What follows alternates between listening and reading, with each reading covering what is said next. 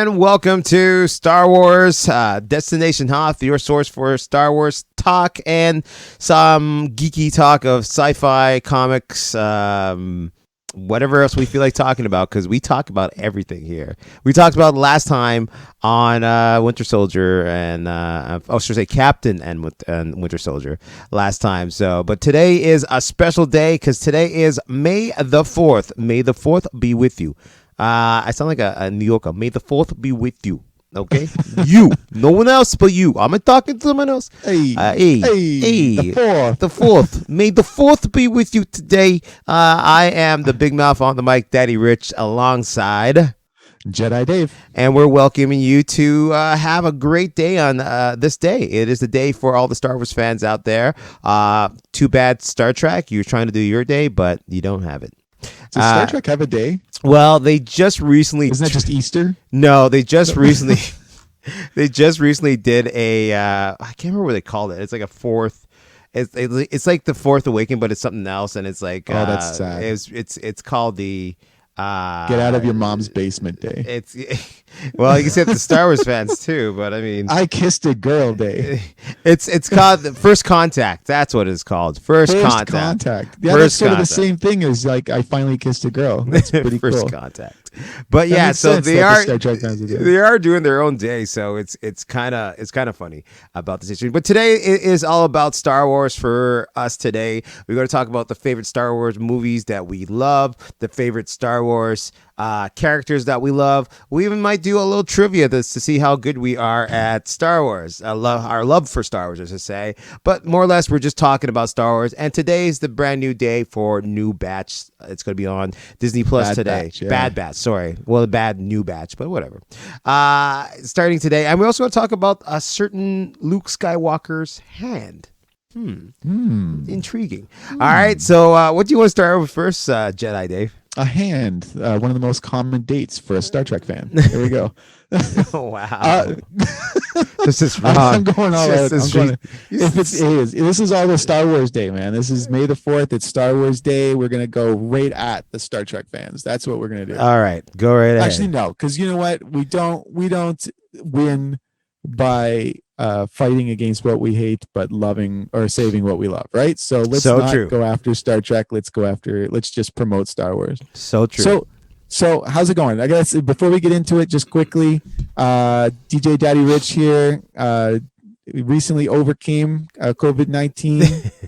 Hoorah! And just recently got vaccinated. Yes. Had a bit of some symptoms. How are you feeling? I am feeling better now. It was hard for the first night, but I got through it. It's okay. It's just you get a shot, and it's like any other how do you say, any other shot that you get for like the flu virus or anything, your annual flu shot. It does give you symptoms of the virus that is trying for your body to fight it, so it will know how to deal with it if you do get the virus in your body.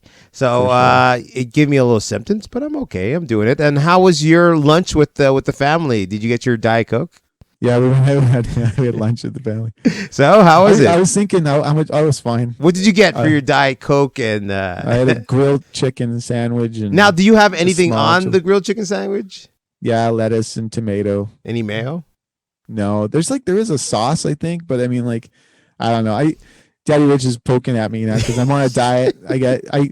When we first started hanging out with each other, we were in our young. We had 20s. Bodies, man. Look at we were in shape, man, and we could run for 4 hours and not even think about anything. And now it's like, like time caught up to us. So it's bad for me because Daddy Rich is in much better shape than me. Whatever. So like whatever. So like I knew I was like, man, I can't be around Daddy Rich and look like the fat friend, right? Whatever. So I had to lose some weight. So I've lost 17 pounds. We're going to continue moving forward with that, and then hopefully at some point I can go from being Jabba to being Han. That's my goal. For me, is that I gained so much weight when the whole thing started because I used to do a lot of sports. So I used to play dodgeball. Woohoo! Yeah. And the world shut down. So I gained that weight, and I couldn't even put my shirt. Like I had dress shirts, I couldn't put it on. And then I started working at this job where I'm actually walking around and actually getting out again, and It feels better. I can actually put a shirt on and then button it up, no problem. I think we were all affected by it. It's just how we can get through this quick enough. Get your vaccine out there if you are listening. If you're in the States, get your vaccines. If you're in the UK, get your vaccine. If you're in Canada, get your vaccines out there so we can get back to somewhat our normal life again. Do you think the mask is going to be still around after it? Do you think some people will still wear it, some people won't? There are some people I think should continue to wear masks even when the pandemic is gone, just because I didn't want to look at them before. But no, I mean, like, you know what? That's just a joke. So I think the reality is that until we know everyone's safe and secure, I mean, we need to do whatever we have to do to keep people safe. Yeah. Those people who are having trouble adapting, I always say the weakest species are the ones that can't adapt, right? That's so true. We need to evolve. And the last year has been awful. I was laughing yesterday because my wife and I were talking about, you know, the little things that bug us the most, but you can't say anything about the little things that bother you during the pandemic because people are dying and people are suffering. So you're like, okay, so the fact that, say, Austin Matthews from the Toronto Maple Leafs is now going to go through a second consecutive year where he's going to get robbed of a guaranteed 50-goal season. And I was like, why? Well, because last year he was on pace. He was going to get 50 goals for sure. Yeah. And then the season ended short, like, so it was a shortened season, so he ended up not getting 50 goals.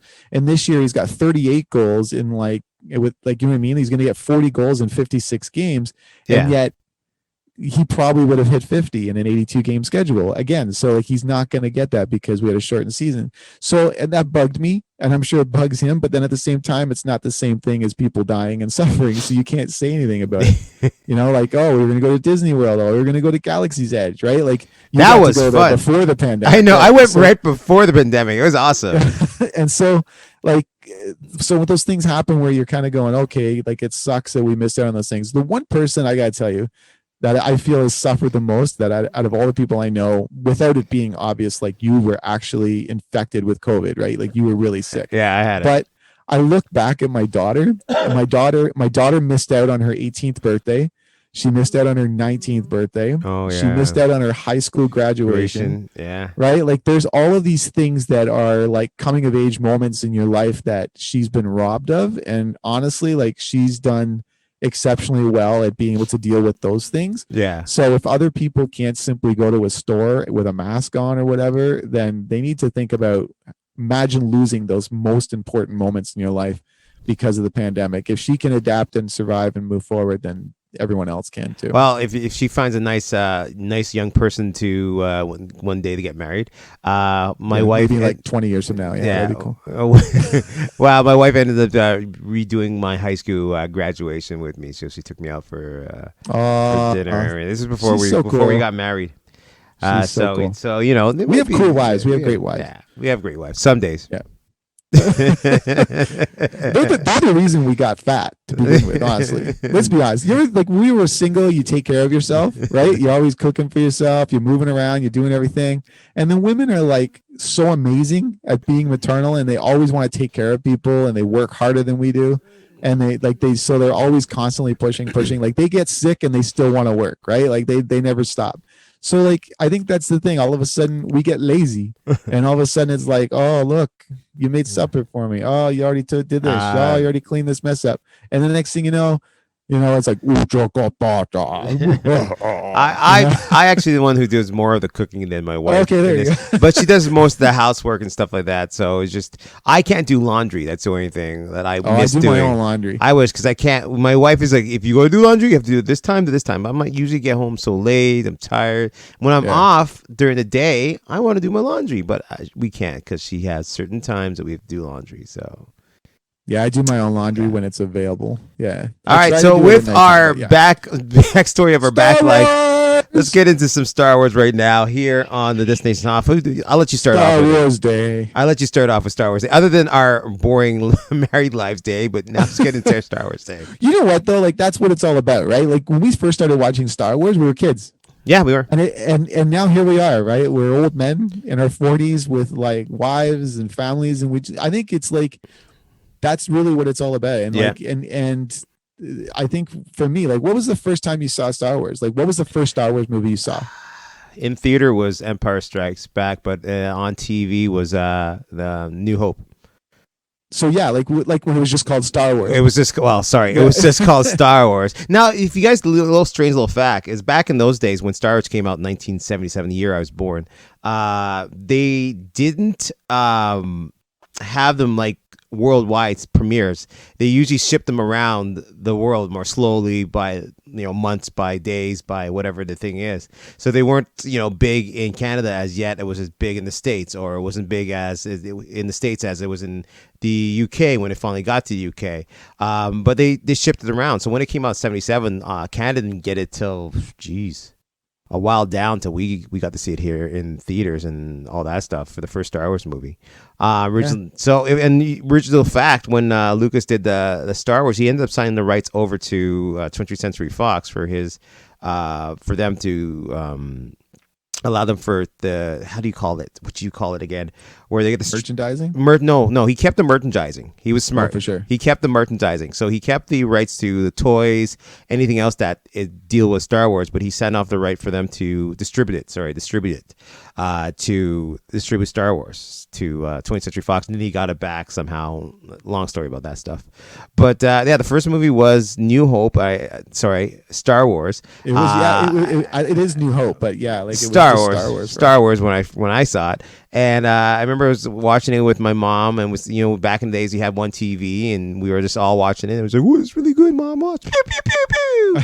And I wanted to be like Luke Skywalker, walking around, learning from and all that stuff. So it was kind of cool. That was my first, and then that's my first. What's first time you seen Star Wars? Same experience. I think we had like a small 13-inch television, like it was like a 13-inch color TV. Yeah, and so I don't think any person like who's young he's even known what a 13-inch TV looks like.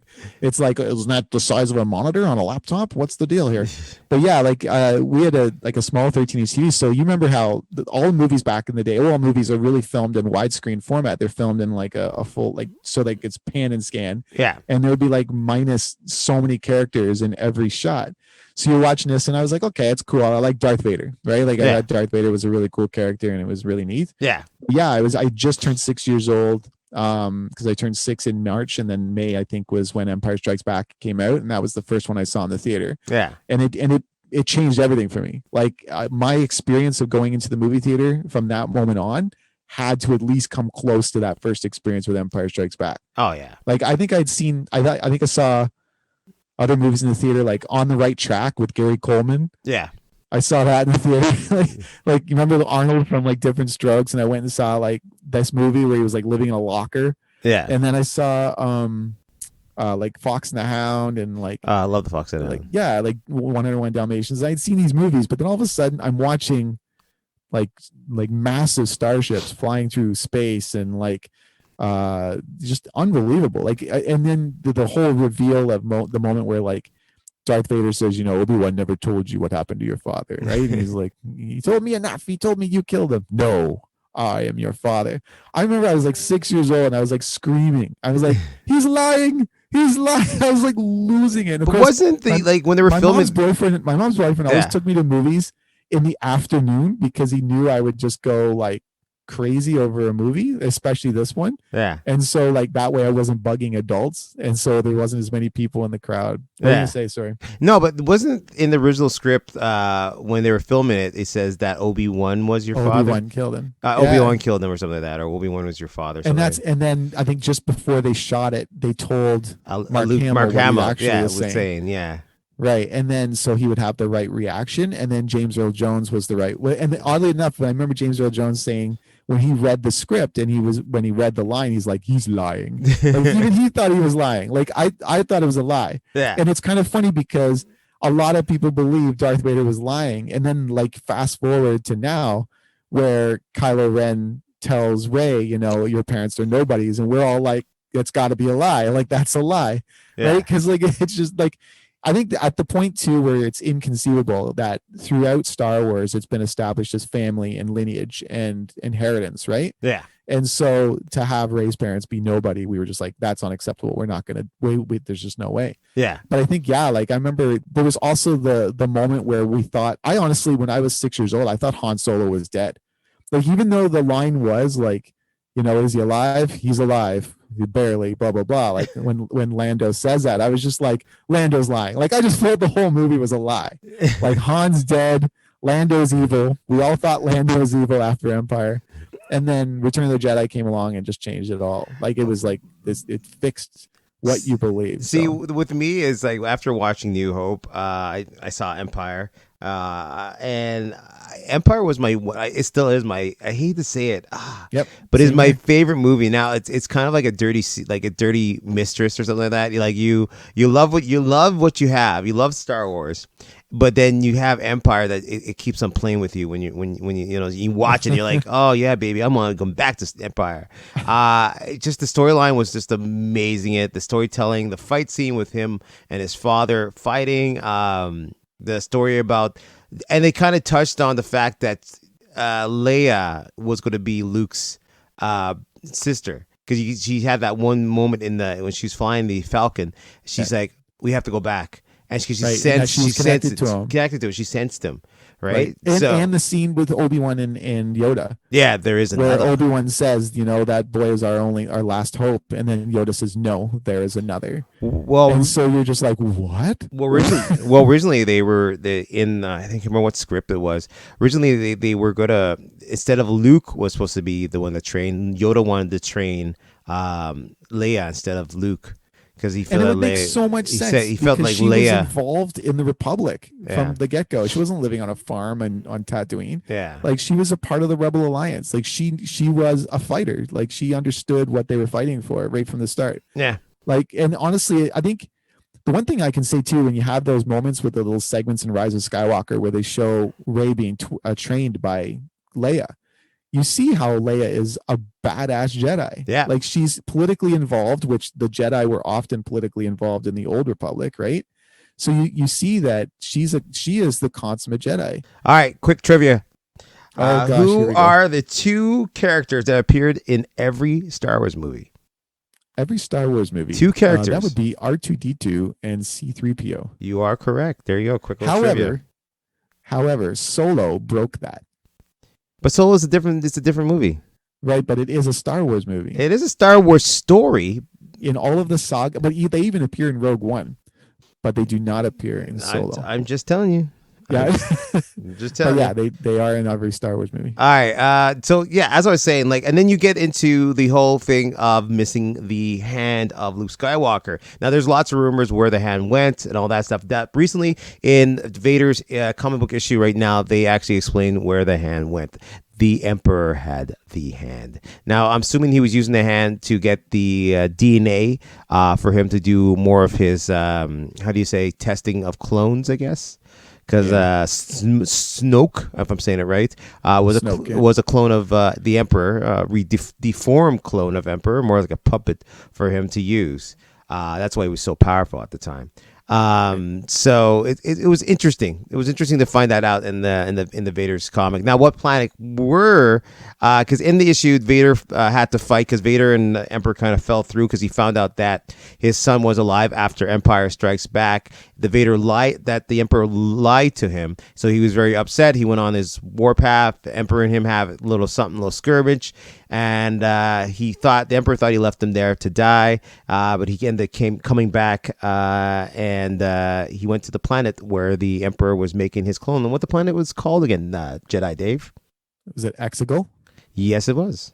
So he went back to that planet, and that's where we saw Luke's hand in a jar or in a thing there. But it's kind of cool. Now there's lots of memes going on with the jar and the hand. Like they had like different memes and there's memes. Yeah, I haven't seen the memes. There's different memes. It was like the huge topic on social media about the hand. About the hand. Yeah. So, but if you guys haven't read it yet, it's a great issue, a great comic to read.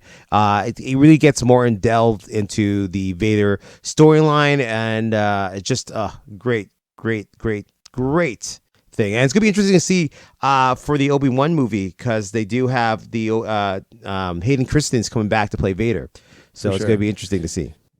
So okay, so what do you think, what was it that drew you to Star Wars? Like, so we saw, it seems like we saw the first things the same. Like I saw on TV, I saw the original Star Wars movie, A New Hope, and then I saw Empire Strikes Back in the theater. And then what was it that drew you? Like, what made you a fan? You know what the funny thing is? I gotta say this before you answer that question, though. Okay. Because you were saying like Empire Strikes Back was like it's my favorite as well. It's your favorite Star Wars movie. Yeah. It makes you realize though, like that often happens, I think, where the second act becomes the movie that makes you a fan, right? Yeah. Where it's like The Godfather 2, right? While not necessarily better than the first Godfather movie, it was more fulfilling and brought more substance to the storyline, and all of a sudden people were just huge about The Godfather, right? The Terminator movies, right? The Terminator 2 was bigger and better than the first Terminator movie. Aliens was bigger and better than the first Alien movie, right? Like you have this like there's substance in that second act, that second movie, that then brings you into it full. Well, even Blade 2 was better than the first Blade. Oh, that was Guillermo del Toro. That was amazing. Like, what a masterpiece that movie. Oh, that was amazing. Blade 2 was amazing. So good. So what was the question again? So what was it like you think drew you to Star Wars? Like, why did you, as a kid, like we were all kids, I think, when we first became Star Wars fans.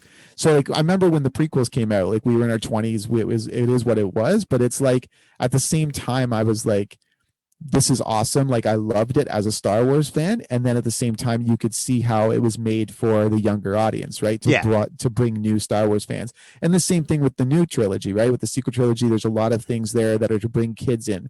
And I feel like all those people that are defending the prequels now, 20 years from now or 15 years from now, you're going to see a lot of people defending the sequels as well, where they meant something to them as a kid, right? Yeah.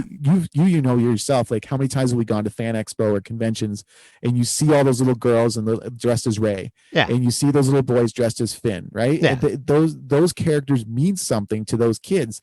And when they're in their 20s, they're going to remember those characters and they're going to be huge. Oh, there's a lot of kids dressed as Kylo Ren too. Like I even see girls dressed as Kylo Ren. Like they're all about that the cool thing about the Kylo Ren costume, especially with the mask, is it's such a universal costume. Anybody could dress like Kylo Ren, right? Similar to the way everyone can dress as Vader. Yeah. And it's such a cool costume. But what was it that drew you? I think it was the fun. It was the imagination, a story of a galaxy far, far away from where we were on this planet right now. And the whole arts, it was kind of like a mystic time where you have the Jedis who no longer were there, but it was like, you know, it was just so cool. It was like a night, and it feels like it was just like a fantasy.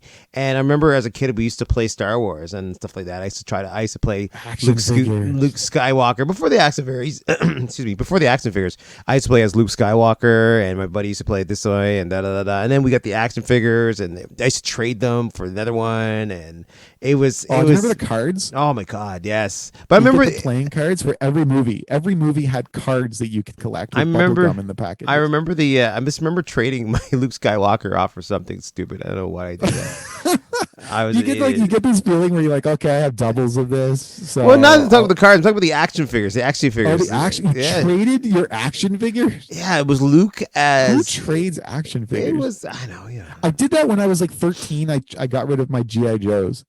I think that was one of the worst mistakes I ever made. But I went. Yeah, go ahead. Hold on, I gotta tell you the story. You're gonna hate me for this, but so I risk our friendship. But I went to like an orientation for high school. So it was a high school orientation, and we're all sitting there, and the principal's going over stuff. Yeah. And I was wearing a jacket, and on my jacket there was this patch that you could order from GI Joe, right? It was called like the Steel Brigade, I think it was called.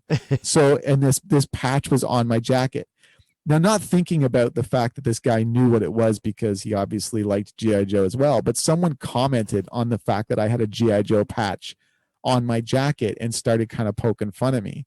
And so going into high school, you had like this idea. I started anew, right? I didn't want anyone to think I didn't want to start off with a negative. I wanted to start off with positives. Yeah. So I started getting rid of my G.I. Joes, and I went down to the local collectible shop, Ken's Comics and Collectibles. That's what it was called.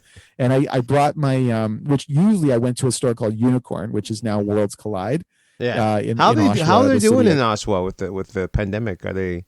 It's awful, dude. The only thing I can say is like those stores seem to still be afloat because they own the buildings. Okay. Right? Like Ken's Comics shut down years ago. Yeah. But yeah, like so I went in there and I traded all my G.I. Joe toys in order to get credit in the store, which I then used to buy comic books. Yeah. And I think it was, I don't know, it's a stupid mistake. Like I had so many different action figures and toys that are now worth so much more money if I had just kept them and collected them, you know? I still have my Force. I still have my Force Awaken figures over there, and they're still in their plastic. Yeah, like oh my gosh, remember like we went when Phantom Menace came out. We went Yeah, to it's a Phantom Walmart Menace. Sorry, Phantom Menace. Yeah. we were all about getting our first ones. We got because we lived in Ottawa at the time, so we went down. We got a French speaking Darth Maul. Yeah. Do you still have your French speaking Yeah, Darth it's over Maul? there. Yeah, it's right over there. Does it have little chips on it that you could Yeah. scan and then they would talk? So like, Yeah. we had like it's like I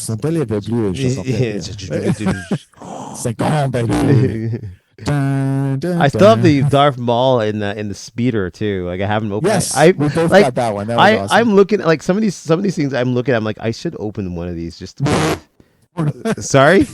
Don't open them. I was like, the worst part about being a parent is like I'll give my kids toys and then they open them up and you're like, oh my god, I can't believe they opened that toy. I want to like it's just one of them. I just want to open them up to and just display it. Display the jar. I can't believe I have a Jar Jar Binks. I can't believe Jar Jar was the man. I have a Jar. I have a Jar Jar. I can't believe I have a Jar Jar. I don't know why I got a Jar Jar. You used to have Jar Jar Binks. I got a Jar Jar Binks. But it's just weird. It's just really weird.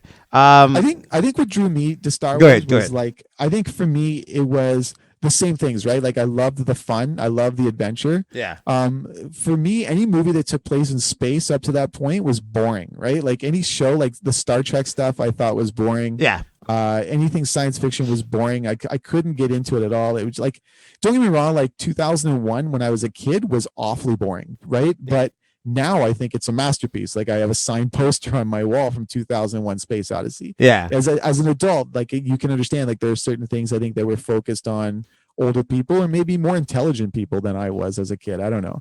But I had a lot of fun watching it. And like all of a sudden movies and shows that took place in space, if it involved lightsabers and starship battles and things like that, like they suddenly took on a new life.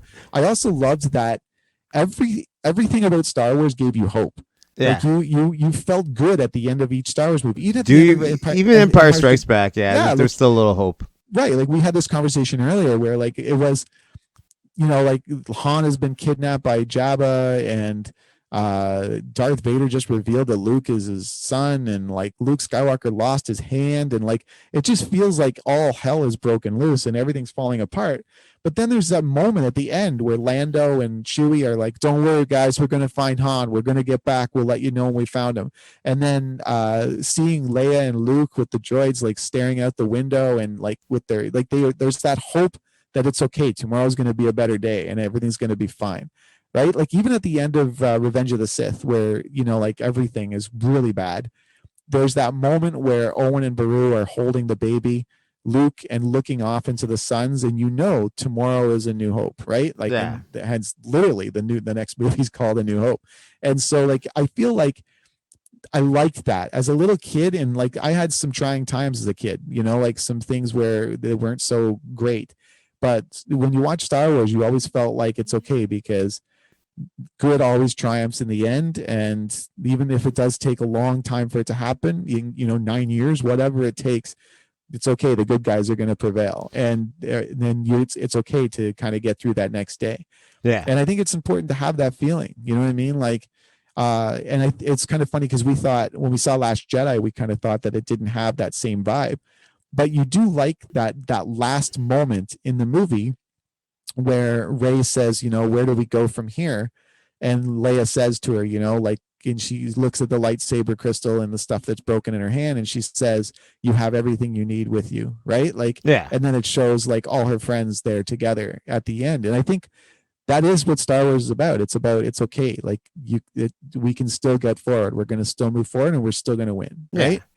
And I like that. Like there's a lot of darkness in things now. Like it seems like every time there's a superhero movie or a superhero show, people want it to be dark. They want it to be gloomy. They want the bad guys to win. And like, I mean, people were cheering for the Joker in Dark Knight instead of cheering for Batman. And I think like that sucks, man. Like that's kind of a crappy world to live in. I want to cheer for the good guys. I want to cheer for, I think that's the cool thing when you're talking about Blade. Like you watch Blade, like the good guy is worth cheering for. Yeah. And in Star Wars, the good guys are always worth cheering for. Like they are so friggin' cool. All right, trivia. Which furry species lives on the forest moon of Endor? Which species lives on the forest moon of Which Endor? furry Furry species species. live on the forest moon of Endor? That would be the Ewoks, Daddy Rich. Now originally when they were doing Return of the Jedi, they wanted to do Wookiees, but Yeah, they it's too didn't have. expensive. They're too expensive at the time for them to do Yeah. it. They got everyone in costumes and all that stuff. But they ended up doing it in. Oh, in Revenge of the Sith, they Yes. finally brought the Kashyyyk stuff in. Yeah. It was cool just to see that planet too. Like, I want to see more of Kashyyyk. Like, I think that was one of the things. New trilogy, like they didn't have any of the old planets. Yeah. I wanted to see some whole planets. I wanted to see some, like, I want to see some Tatooine. I want to see some of this stuff, right? Another trivia. All right. Yeah. Who Cool. who originally played Han Solo? There was a few people that were originally cast, but I think the big one was Tom Selleck, was he not? No, Tom Selleck wasn't. No. No. And then, oh no, sorry, that was Indiana Jones. Yeah. Christopher Walken was a big one. Yeah. It was Harrison Ford who played Han Solo.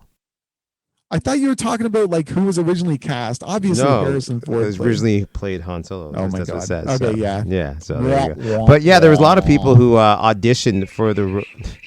There's a lot of people out there who auditioned for the role of Han Solo, and Harrison Ford. Yeah, he's the person who won Han Solo. So that was the. He was just, I think he was like reading lines with people first, and then he ended up getting the job because like Christopher Walken bowed out or something. Yeah, well, the same thing for Indiana Jones that they're going to be working on pretty soon. Like now, the question for Indiana Jones, switching topic very quickly here, is that Indiana, like Harrison Ford, looking kind of old. Like have you even seen the Oscars? Yes, I did did see the Oscars. He's looking. I don't know if he can do those punches like he used to can, and jumping on trucks and. Dude was, you know what? I will say this. I saw Harrison at the Oscars, and all I kept thinking is, wow, what an amazing actor he is. Oh, he's such a good actor.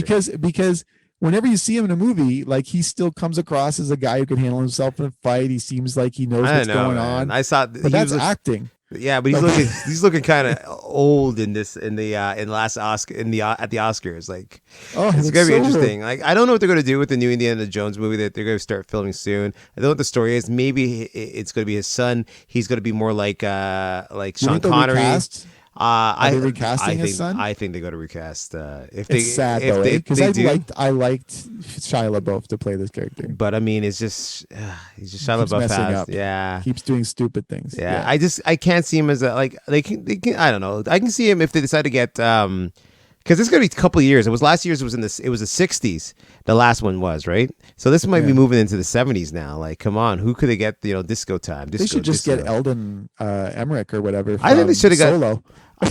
Like, just get him. He'll be now universally known as the young Harrison Ford because he plays Han. I think they could get what's his name there from Guardian of the Galaxy.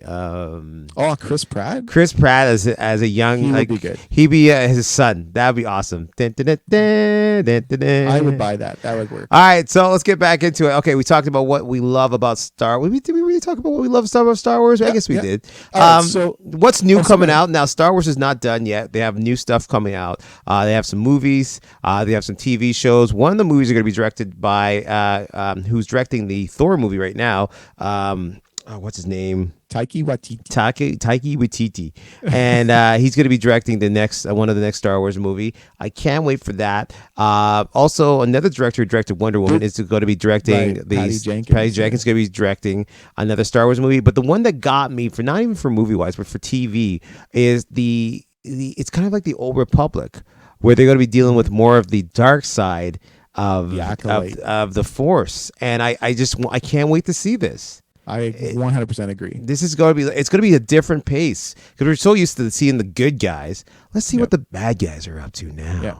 So and it's set during the High Republic era. Yeah. So we're gonna get something very unique and new. Yeah, I just can't wait for that. Like, hopefully they start filming soon. But let's get into some Obi-Wan story. Like, so what's going on with the Obi-Wan movie right now? They just released a list of people for casting in the Obi-Wan movie. Some great actors. Exciting. They should be starting filming soon, like actually now or so, for this movie. And it's supposed to come out either this end of this year or beginning of this year. I can't remember.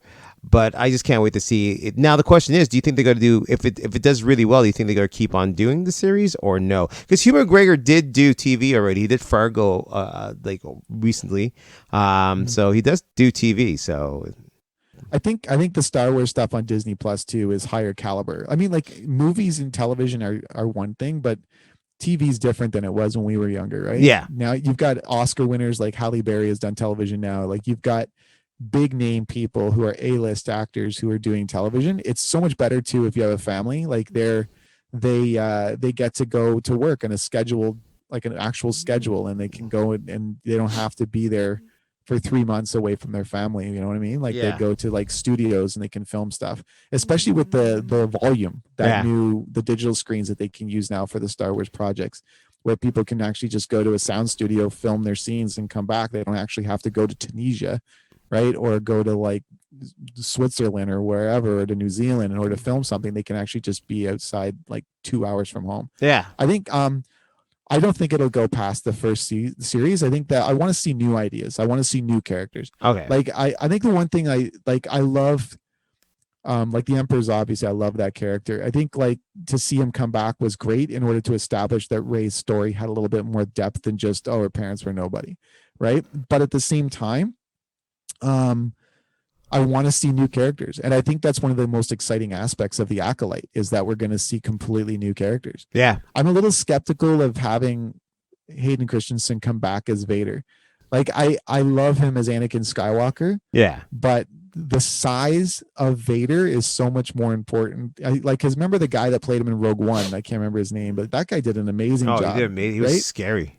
Right. And he didn't have to be a big name actor that someone can recognize, because it's still going to be James Earl Jones doing that voice. Like that's who you want to hear doing Darth Vader. Yeah. So like when you're watching the physicality behind it, it just seems unimportant to get Hayden Christensen unless we're going to see some unmasked scenes with Darth Vader. I think there might be some unmasking, but the question is, are we going to see them meet up each other? Because once again, like the first time they met in a long time was in New Hope.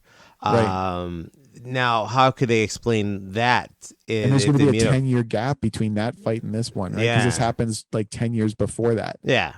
I don't know. Like Kathleen Kennedy did say at one of the Star Wars celebrations that they were going to have another battle. So it sounds like they are going to fight each other. It'll be cool. I don't know. Maybe they team up with each other. I don't know. Are we going to see a young Luke Skywalker? I think can you imagine being a 10-year-old kid who gets to play young Luke Skywalker? Like imagine when you were 10. Like I was 9 when Return of the Jedi came out. Imagine someone telling you, hey, little Daddy Rich, I want you to play like young Luke Skywalker. You'd have been like, oh, like I would have lost my mind. Well, go ahead. I think they do, because Owen Lars and Beru Lars are going to be in the movie. Yeah, they brought them back. Yeah, or in the show. So yeah, I would think that they have to have a young Luke. Yeah, like there has to be a 10-year-old kid there. Yeah. You're right. It had to be. Okay, so we also got that. We also got with a babysitter. we also got the Boba Fett movie. It's going to be Book of Boba Fett. Yeah, Book of Boba Fett's coming out soon. Now, what? Now, there's trivia. Who is Boba Fett's father? Technically, I guess that would be Jango Fett. There you go. You got that one right. But played by New Zealand actor Tamir Morrison. Yeah, he was also in Aquaman. Yep. Yes. And Green Lantern. And Green Lantern. What? There's no Green Lantern movie. What are you talking about? I love the commercial. Abin Sur. No one had a complaint with Abin Sur. He did a great job. I love the commercial. I love the commercial for the new movie that Ryan Reynolds working on, and it's called Free Run, I think. And they have him and the director of Thor. I can't say his name that right. I'll let you say it. Taika Waititi is in it, and they're sitting because they're both wearing Green Lantern, and it's like, hey, you guys are working together again. Oh no, this is the first time working with him. It's gonna be really great working with you. No, you guys were in the Green Lantern. I don't know what you're talking about. We weren't into that. Yeah, you guys were in that. You guys were in that. No. Hey, what's that over there? And the kids looked, and they come back. The guys were gone. So it's kind of funny commercial. It's a really funny commercial. But they both didn't like the Green Lantern movie that they were in. But Green Lantern news. A little ahead. They finally cast for Guy Gardner. Ooh, they finally cast for Guy Gardner. Like he's the who is it? Is the actor from the American Horror Stories. I can't remember his name at the top of my head, but they finally cast for him. He's going to play Guy Gardner. And if you don't know who Guy Gardner is, he's one of the badass of Green Lanterns. He has more willpower than even John Stewart had willpower. Like he's like really super strong. When he has the ring on, he was the first pick before Hal Jordan. Am I right? Yeah, like the ring actually ends up passing past Guy Gardner. Because he was supposed to be the first pick. But yeah, they finally cast for him. It's gonna be awesome. It's gonna take place. It's a TV series. So you're gonna have him. You're gonna have the first Green Lantern. And you might have the other Green Lanterns. We're not sure what the storyline's going to be. So the actor is Finn Wittrock. Yes, Finn Wittrock. Yeah. Okay. Yeah, so it's gonna be cool, and he's such a cocky guy. It's so awesome. And he's like very militant too. Like it's gonna be interesting. I think John Stewart was my favorite Green Lantern. Mm-hmm. John Stewart was cool because it was neat. I also liked Kyle Rayner though because he was an artist. Yeah, and I thought it was neat to have an artist as Green Lantern because it was just limitless on what he was able to pull off. So that's a little news that's popped out here before. But once again, let's get back into more Star Wars. Now we're talking about. Now the question is, it's Star Wars Day, May the 4th. May the 4th be with you. And the question is, do you rather having, or just say it wrong way? Do you rather like having TV shows, or do you like Star Wars movies? Now, right now, Star Wars movies are kind of in the hole right now, and all we have are the TV shows that will be coming out pretty soon. Jedi Dave, what do you think? Do you like the movies better, or do you like the TV series better now? To quote Han Solo, all of it. I like all of it. There's nothing I prefer. I like being able to sit there. I gotta be honest. I love getting up and being able to turn on the TV, getting into Disney Plus and watching a new show. Yeah. Right. I'm looking so forward to Bad Batch and being able to sit and watch Bad Batch, which once again starts today. Yes, today. For May 4th. And I'm looking so forward to these because everything Star Wars fills in another chapter of that story. Yeah. Right. So something's going to get revealed on the Bad Batch that will make you understand the movies better and make you understand something else better. Like it's just huge. But like I said when we first started talking about with Empire Strikes Back, the thrill of sitting in a movie theater and watching Star Wars and hearing Star Wars and feeling Star Wars, you have to that is an experience in the movie theater that just can't even compare. Yeah. I think I saw Rogue One was the first movie I ever saw with the D-box seats. And I'm an old man, so yeah, like I end up turning Daddy Rich is like moving around like a droid. No, D-box. You're driving a car. I feel like you're driving a car. Yeah, I started feeling nauseous, so I had to turn it off. But my friend Liam was with us, and my wife was with us, and the two of them were like, they cranked up their D-box seats. They were like, "Oh, I'm all over. This is the greatest thing ever." But yeah, like for me, I was like, okay, I got to turn the seat off because I was starting to get nauseous. Well, hopefully we can get back in the theater soon. But Star Wars is such a theater experience. It's one of the reasons why I didn't get into the expanded universe books, right? Yeah. I didn't like some of the choices they made with the stories. Some of the characters like Thrawn and Mara Jade were amazing characters. Yeah. The Yuzhong Vong storyline, I love that species or that race. That was wicked. Yeah. But I didn't like some of the decisions about like Obi-Wan being related to Owen Lars or like the Boba Fett actually being Jaster Muriel, like whatever. Like I just thought some of these things were just ridiculous ideas, and I didn't like the storylines. But to me, Star Wars needs to be seen, right? Yeah. So whether it's on television, whether it's in the theater, as long as I can visually sit there and absorb what is Star Wars, it's awesome, all of it. I think TV is the way to go because you get the better. I think you have a better storyline with the TV. You get a little bit more. They can take their time. Yeah, they can take their time more. There's no rush or anything like that. Even with even shows in the Mandalorian TV series, how long it took for him to help the little baby Yoda out.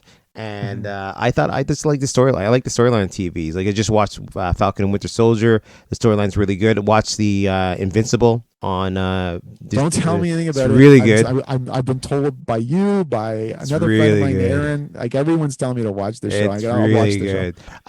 But I've been watching it on TV. But once again, I do like the movies. But I mean, I felt kind of disappointed with some of the stuff in the last Star Wars movies. It didn't feel like they were connecting like how the other Star Wars were. Right. I feel like it was like going different ways, and someone was doing this way, someone was going this way, and they're not coming together. And in the last movie, the director had to put everything back together of what he started. And do you feel like and we've had this conversation before, like I feel like with the sequel trilogy, that each movie is incredible. Like as an individual movie, Force Awakens, Last Jedi, Rise of Skywalker, if I was just watching that movie as a movie and as a fan of film, I love those movies. Yeah, they're visually incredible. The acting talent is out of this world. Like the one thing I was talking about this with my wife today is like when you watch the original trilogy, right? Aside from Harrison Ford, how many of those actors really went on to have huge, successful film careers? Right? No, Harrison Ford is the only one. Only one, right? And then when you watch the prequel trilogy, what you get are established actors, right? Like Liam Neeson had already been nominated for an Oscar before doing that. Even Natalie Portman, I think, had already been nominated for an Oscar before doing that for The Professional. So like you had all of these actors in that film, in that trilogy, were already established actors for the most part, right? Yeah. But then you've got the sequel trilogy. And I felt like every actor in that series is incredible. And I had never really heard of them before seeing the sequel trilogy. Yeah. Right. The writing is incredible. The storyline's incredible. The visually it's incredible. Yeah. John Williams that's probably some of the best music he's ever composed, not even just for Star Wars, but just in general. Like the music is incredible. Like I can listen to the soundtrack for Force Awakens and know what scene that is just by listening to the music. And that's amazing. Now, but the only real problem is just what you just said, right? That they don't connect. There's no continuity between the three films.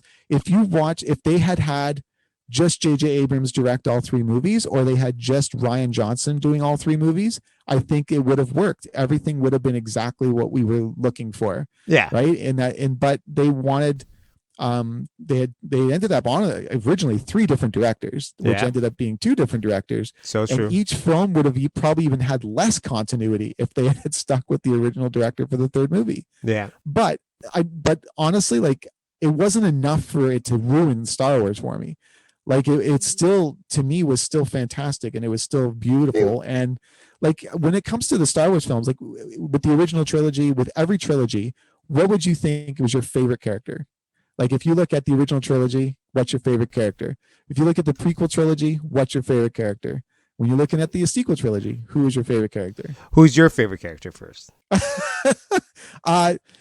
Honestly, for the first 2, I love the Emperor. Even though the Emperor really doesn't appear until Empire Strikes Back, I just felt the character was so intelligent, so powerful, so cunning, and just strong. You know what I mean? Yeah. And as a little kid, like I said, I saw that first episode of Star Wars where I was like, oh my God, Darth Vader is just such an amazing character. And then all of a sudden he's kneeling before this hologram of the Emperor, right? Yeah. In Empire Strikes Back. Yeah. And then you're just like, whoa, wait a minute. Who's powerful enough to make Vader kneel? And then Luke Skywalker defeats Darth Vader. And you're like, okay, wait a minute. Move over, Bacon. Now there's something meatier, right? Like this is like, who cares about Vader? Luke Skywalker is the most dominant character in the story now. Yeah. And the Emperor just decimates him. Like he's like, and now, young Skywalker, you will die, right? Like it was like, oh my God, like pure evil, no redeeming qualities, and just sheer power. And then when I saw the prequel trilogy and they established the rise of the Emperor, and really his ascension to power and how he plays both sides of a war against each other, where he's actually the leader of both the Republic and the Separatists. And so therefore, no matter who wins, he wins. Yeah. And I just thought, and all of that, thousands, millions of people dying across the galaxy just so he can wipe out his enemy and establish power. And I thought, that's an enemy. That's a villain. Like you cannot find a better villain in all of film than the Emperor Palpatine. Yeah, right? So true. With the sequel trilogy, Obviously, the Emperor was really cool at the end, but it really wasn't his story. I loved Poe Dameron. Yeah. I thought I had seen great pilots in Star Wars until I saw Poe Dameron. I had seen nothing. Right. So Poe Dameron was just the most amazing pilot I'd ever seen.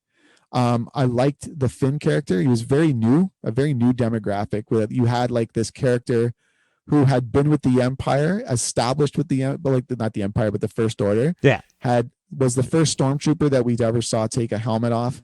Takes his helmet off, and it's like a symbol of him being free from, this whole brainwashing, and like you're gonna be forced to do something against what you believe to be good. Yeah. And I thought it was such a cool character because it just showed that we're all capable of making new choices and being somebody different and being better than what we were the day before. I loved the Rey character. It's so important. It was such a pivotal character. It was the first Star Wars character, honestly, that I thought my little girl can grow up wanting to be a Star Wars character. You know what I mean? Like, so true. With Leia was cool, but she still needed to be saved, right? Yeah. Padme still needed to be saved, and even though they were tough, strong characters and they were always in leadership roles, they were still sort of that damsel in distress. Rey never needed to be that. And I thought that was kind of cool. Like, she was the one rescuing other people. Well, Ahsoka was the same thing too. I can't wait for this character. TV series for that. Ahsoka TV series. So that's you. For me, Luke Skywalker was always my favorite. Growing up with Luke and learning the Force and feeling that I was Luke Skywalker myself. Return of the Jedi was one of my favorite movies. I've always thought of you as a Luke Skywalker. Another person that I could say that I liked, I don't know. I'm just trying to think. I think it was only Luke. I was kind of disappointed that he didn't get the chance to go off world and actually, lay down the smackdown on the Emperor. Yes, that would have been an awesome that would be fan appreciation at its best. Just to stroke me a little bit longer with that. You gotta love Jon Favreau and Dave Filoni for giving us the Luke Skywalker moment. I know he was amazing in that one. Yeah. So Luke Skywalker once again. I think that's my goal. Now I got a quick little trivia. Prequel trilogy. Trivia. Character in the prequels. Hold on a second. Trivia. What was Kylo Ren's real name? Ben Solo. You are right. Or Adam Driver. Prequel. It was Obi-Wan. I was really feeling Obi-Wan. Obi-Wan was young Obi-Wan was a bad boy, and then you get to see more of him in the Clone Wars too. So his storyline was really well done with Obi-Wan. The second person will probably be not Padme. Ahsoka. Ahsoka was really growing in the series, and I really respected her. And then after seeing her in Mandalorian as an adult, it was worth it. It was really good. I loved it. It was amazing seeing her do her thing. I can't wait for the Ahsoka TV series. I gotta tell you this too. My son, I actually had already watched it. Obviously, I love Daredevil. It's my favorite comic book character. Yeah. And so my son, who's 13 now, he's watching Daredevil with me, right? Yeah. So I said to him, like, Rosario Dawson comes on the screen, and I'm like, that's Rosario Dawson. She's the one that plays Ahsoka. That's what she looks like without the makeup. And he's like, oh. And I'm like, she's hot, eh? And he goes, you're not wrong. Like, 13 years old. He's like, you're not wrong. Yep. She's gorgeous. Like, I think it's really cool. Like, I love that they brought Rosario in to play Ahsoka. Like, obviously, like with us, we spent so much time with the Clone Wars that Ashley Eckstein is will always be our Ahsoka Tano. Yeah. But to have her played by Rosario was pretty cool. Like, it shows respect for the character. That's for sure. Now, another thing is that if you like, now we're going into the new movies. I like Finn. I like Rey. Those are the two characters I really involved. Oscar Isaac was really good, as Poe Dameron. So I think I like the new cast too. They did a pretty good job of putting everything together for them. I think they could have did more with the new cast, for Storyline, but that's a different story. We're not going to get into that right now. But once again, I think the new cast did a really good job. And that's all I can think about for the new episodes. But once again, there's TV series coming out. I can't wait to see how this work out with all the new members of Star Wars you're going to see. So I can't wait. All right, trivia. Okay, go ahead. I got another one for you here. Let's see if you can get this one. Who built C-3PO? Anakin Skywalker. You're wrong. Anakin Skywalker. I'm joking.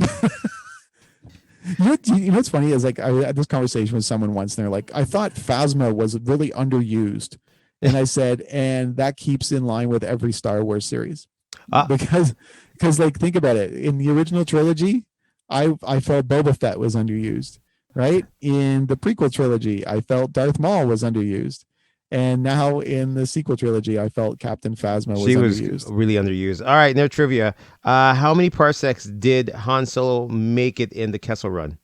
That would be 12 parsecs. I think it was Parsecs. 14. Because I think it was 14. 12. I don't know, man. I would say it's 14 because now we finally got to see it in Han Solo. It's kind of cool. And because they ended up cutting a hole through. It's a long story. But it was really cool. Oh my god, that was huge though. Because remember how many times we thought, because they always told us that parsecs were a measure of distance. Yeah. Right. So it was kind of confusing at how they were able to perform the Kessel Run. Yeah. And it was measured based on like a distance and not a time. So when you watch Solo, it finally explained everything for you, and now you're like, okay, that's just friggin' cool. It was once again. God, that movie's good. It's just a good movie. Solo so much. Such a good movie, directed by Ron Howard, and his daughter actually directed a couple episodes of Mandalorian 1 and 2.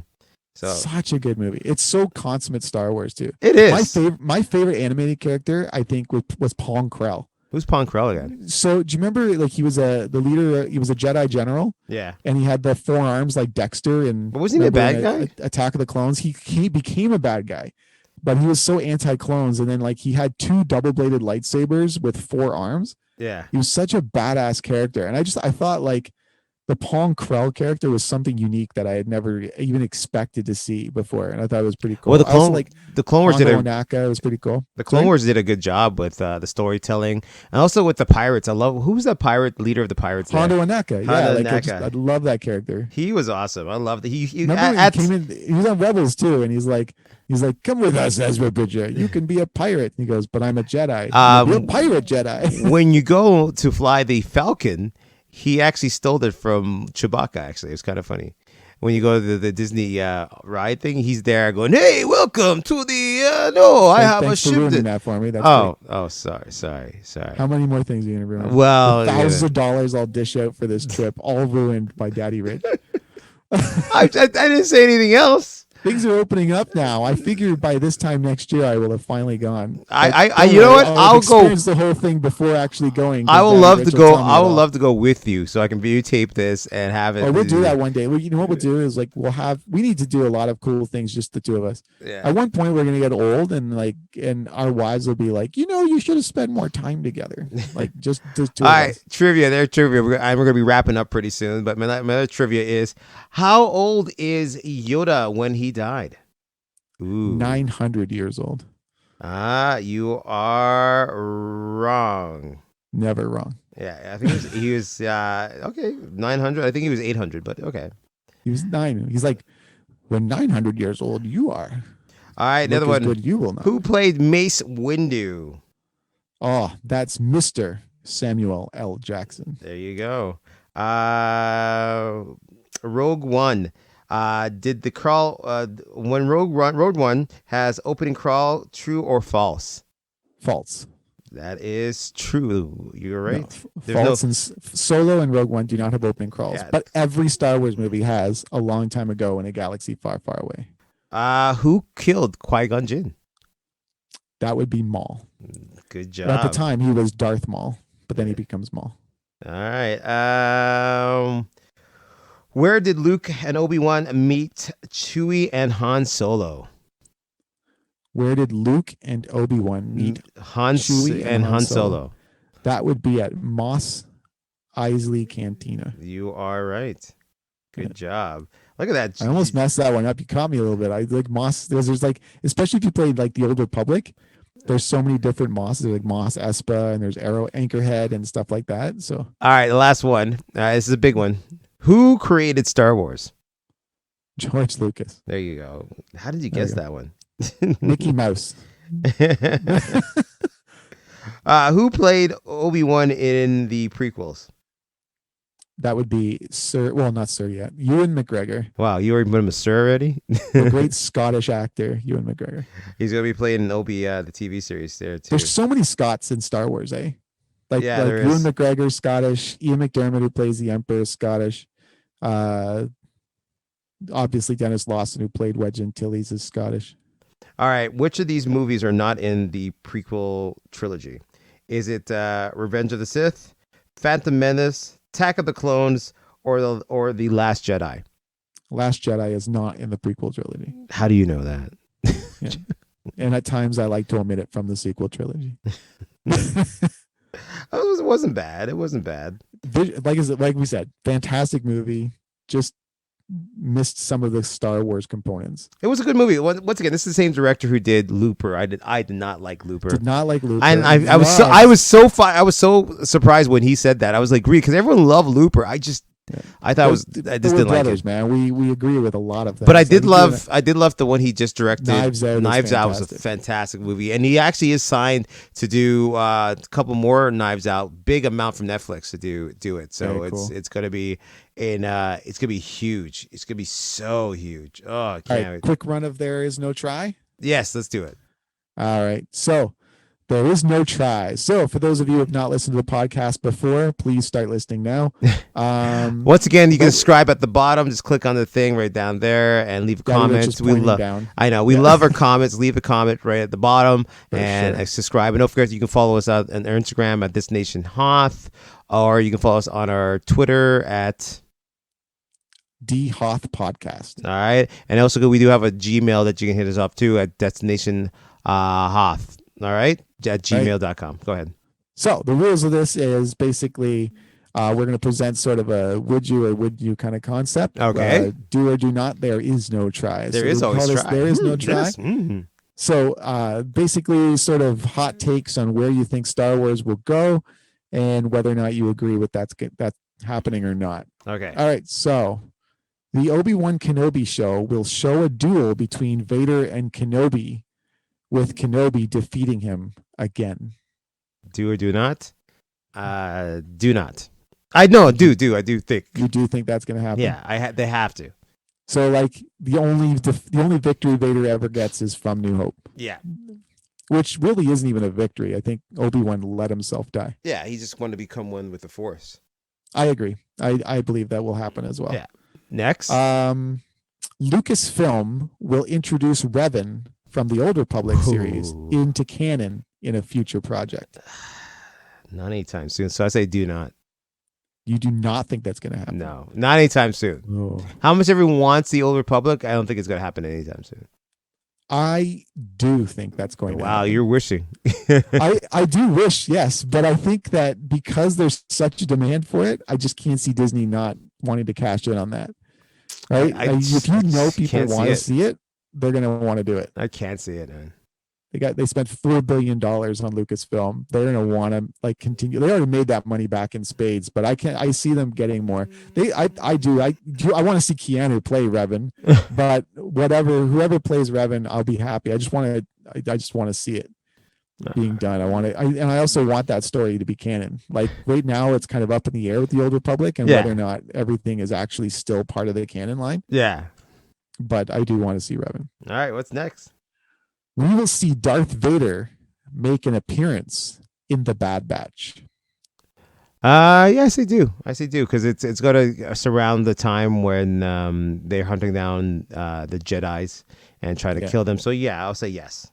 100%, I agree too. I think like also the one consummate rule with Star Wars is you see a lightsaber ignite in every single Star Wars project. Oh yeah. Right? So it would be difficult to even see the Bad Batch without seeing a lightsaber at some point. So you gotta true. see it happen. Yeah, so true. All right, last one. Wedge Antilles will become a sub-character in Rogue Squadron, the movie directed by Patty Jenkins. I'll say do not. You do not think that's going to happen? No. What timeline is Rogue Squadron? We don't know. Is it set before the original trilogy or after? Don't know. We don't know yet. As far as I know, I don't know. I do think that we're going to see that. Really? I mean, if you're going to make a movie about pilots. Yeah. You're in a lost and up with Wedge Antilles, who up until Poe Dameron was the best pilot I'd ever seen. All right. I'll give you that. But it's gonna be interesting to see what they do with it, right? So for sure. All right. Well, that's the wrap up for our May the 4th celebration. We'll be back again to talk with you guys. Once again, this is Destination Hoth happens here on our YouTube page. You can follow us on our Instagram page at Destination Hoth. You can get us send us questions on our Destination Hoth Gmail. So it's Destination Hoth Gmail.